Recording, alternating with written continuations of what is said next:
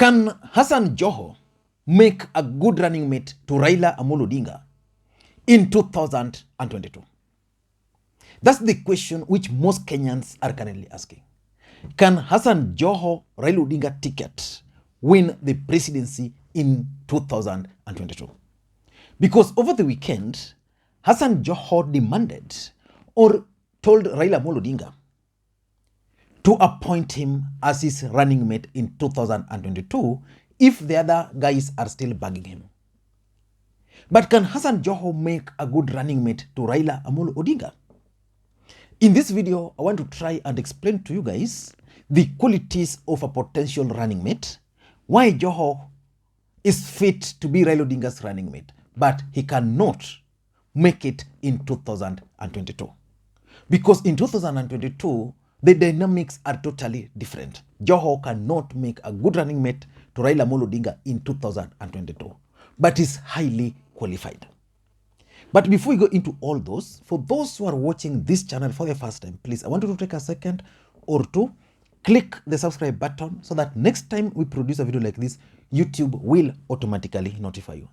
And to the subscribers, I want to continue. Thank you guys for your continued support, because without that support, this channel cannot be where it is. Let us get back to the question. Can Hassan Joho Raila Odinga ticket deliver the presidency to Raila Odinga? I don't think it can. But is it possible? It is possible if, for example, Raila Odinga will not get a credible candidate from the larger Mount Kenya region, if there's a fallout between Raila Odinga and President Uhuru Kenyatta, and if one of the One Kenya Alliance movement leadership will not be willing to be Raila Odinga's running mate.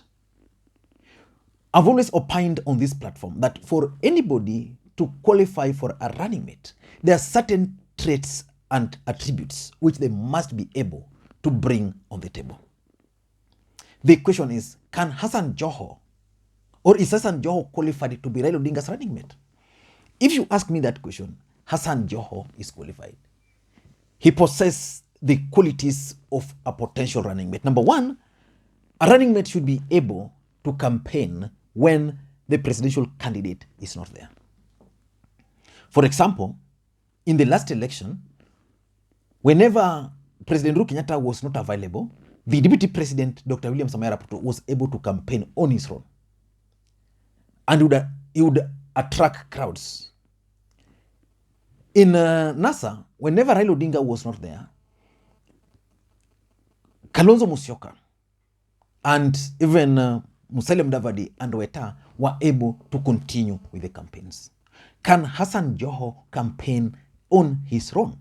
The answer to that is that Hassan Joho has the potential. He can actually campaign on his own. If he becomes Raila Odinga's running mate, and when Raila Odinga is not there, Hassan Joho can actually campaign on his own. And even last year, during the BBI campaigns, I saw Hassan Joho campaigning in Nairobi without Raila Odinga. So he has that ability to campaign. So that's the first characteristics which you must look at for whenever you are looking for a running mate. The second characteristics is the ability to attract campaign money. Can Hassan Joho attract campaign money to Raila Odinga? You know, money plays a huge role in politics. Sometimes if you are an aspirant and you have money, sometimes even if you are not popular, you are attractive to the political party, because the political party can use your money, even if it's not going to help you in your constituency, but it can help you, it can help the party in other areas. Hassan Joho has the ability to help Raila Odinga raise campaign funds. Number one, he comes from a very wealthy family, the Joho family. Number two, Hassan Joho has that roots with the Middle East. So he has made friends being the governor of Mombasa. He has made friends in the Middle East. That's where the money is. Hassan Joho, having been a governor, means he has friends who have interest in business, friends who can pump their money in him when they know that Hassan Joho is going to play a role. So Hassan Joho can actually attract money. The other person I've always said is actually able to attract funding is Martha Karua, because of the women factor. When Martha Karua is appointed as a running mate, there are so many women organizations in the world who would want another African deputy president with the potential of becoming a president. So Hassan Joho has that ability to raise campaign funds. Number 3 is loyalty, faithfulness, and fidelity.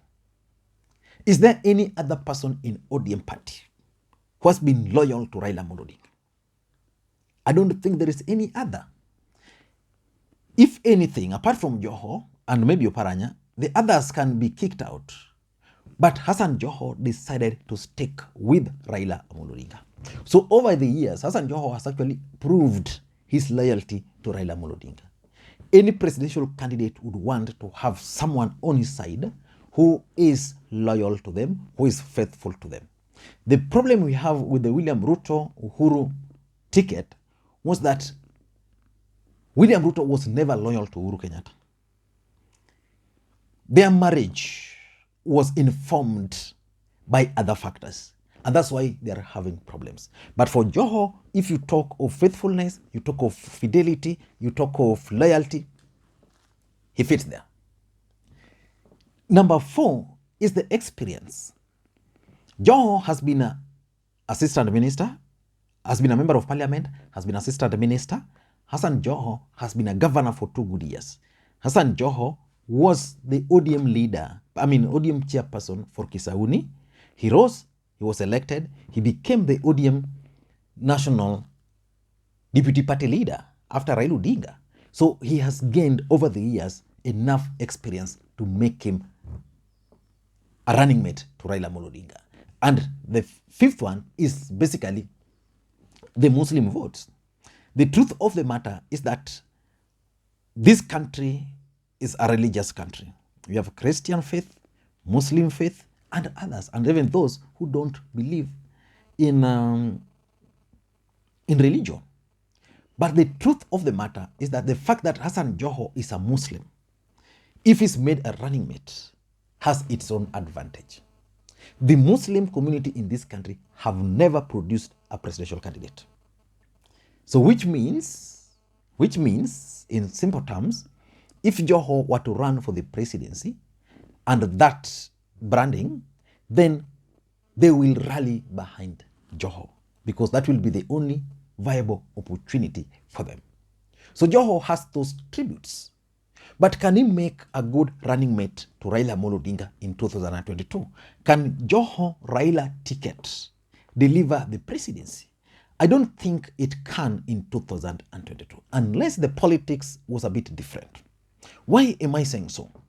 I'm saying so because number 1 is the game of numbers. Politics is a game of numbers. If Hassan Joho were to run today, and even if he were to consolidate the entire coastal region, what value will that add to Raila Odinga? What value? Because the truth of the matter is that Raila Odinga has always won the vote, the coastal votes. So Hassan Joho being his running mate will not change that in any way. So in my view, being politics is a game of numbers, Raila Odinga must go out there, look for someone who can add the numbers, whether perceived or real.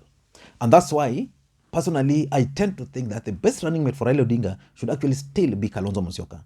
But there are those who believe that by Raila Odinga running as a presidential candidate with a Kikuyu running mate, then the Kikuyus, he can get 2 or 3 million votes.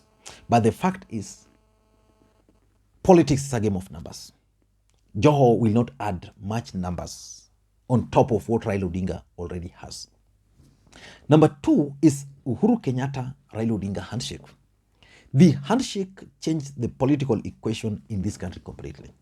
Hassan Joho Raila Odinga ticket would have been viable if we had Ruto and Uhuru together. Then you had Joho and Raila against them. But here we are in a situation where Uhuru Kenyatta has bolted out, has kicked out the deputy president from Jubilee Party. Then after doing that, the deputy president is now running, but he has held on to the Kikuyu votes. And the deputy president is going beyond the Kikuyu votes. So the handshake, in my view, would determine who becomes the next running mate.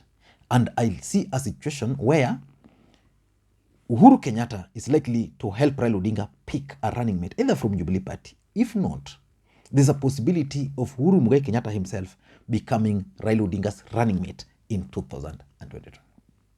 So Joho is not fit.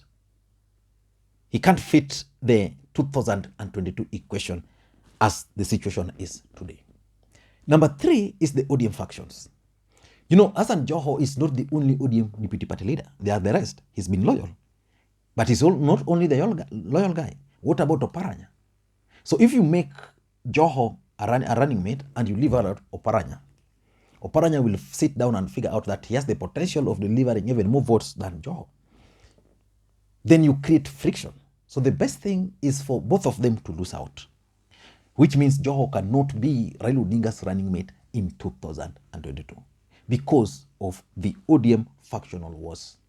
And lastly, if you ask me, Joho might not be, he's a good guy, but he might not be the best deputy president. Joho can serve well as a cabinet secretary. Let's say we go for elections. Then after the elections, Raila Odinga wins. Joho is appointed Minister for Tourism, or Minister for Interior, or Minister for Devolution. Joho can serve the nation in that capacity, not necessarily as a running mate. I don't know what you think, but that's my take. For those who are watching this channel for the first time, I want you to take a second or two, click the subscribe button, so that next time we produce a video like this, YouTube will automatically notify you. And to the subscribers, I want to continue. Thank you guys for your continued support, because without that support, this channel cannot be where it is. It is because of you guys. It's the 3rd day of the week, and I'm glad you are watching. Enjoy your day. Bye-bye.